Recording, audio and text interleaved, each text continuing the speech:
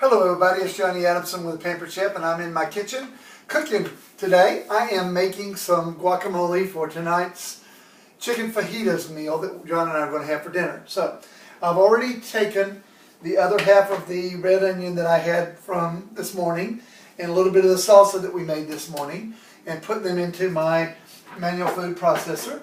I am going to add 2 cloves of garlic.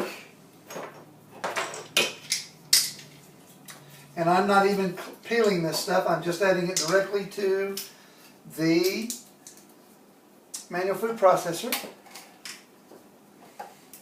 Why aren't you peeling it? Because the peeling stays inside of the manual food the garlic press.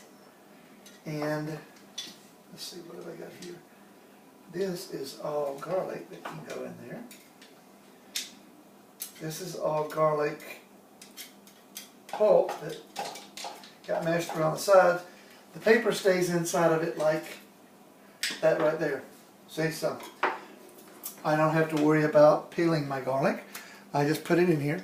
The reason I want to use fresh garlic is because I'm not real big on formaldehyde, and the minced garlic that you get in the jars is stored in preservatives, and one of those is formaldehyde, which is what they use to preserve our bodies with once we are dead and gone. So I really don't want to add that to my diet particularly. So I'm going to take the rest of this. Those were extremely big cloves of garlic, which is why some of the garlic pulp pressed out around the sides of the press. So I'm just cleaning that off a little bit, making sure that what I'm putting in the manual food processor is really garlic pulp and not paper or skin. So, okay.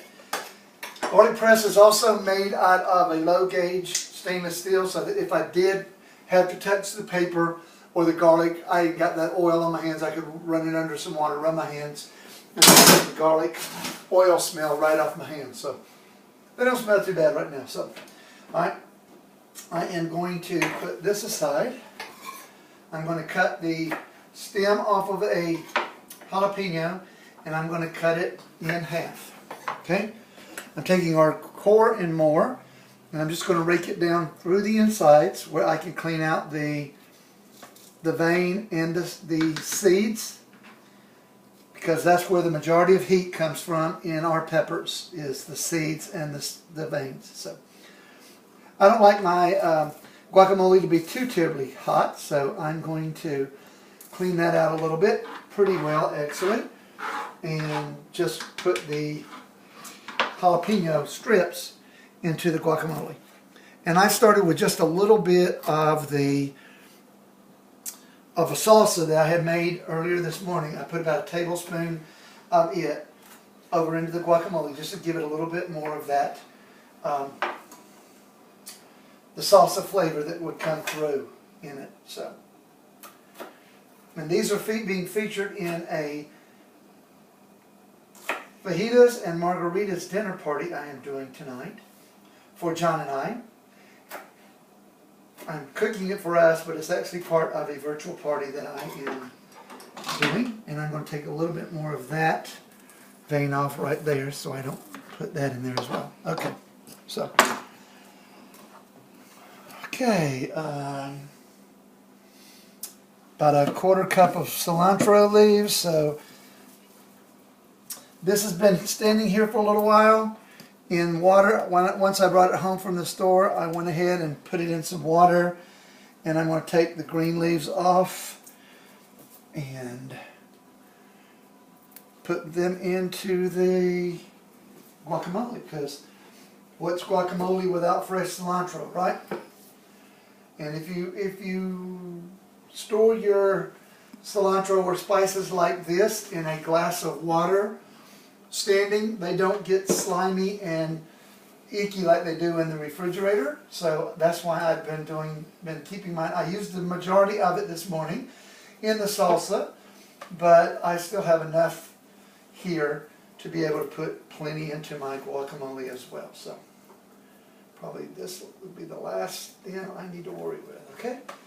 All right? I'm going to put all this into the trash container. And that's our corn and more that I used to devein it. And I didn't grab that. Let me grab my avocado knife, even though we don't offer this anymore. This is one of my favorite tools, and you could probably find this in the outlet store. So if you go to my website and shop outlet,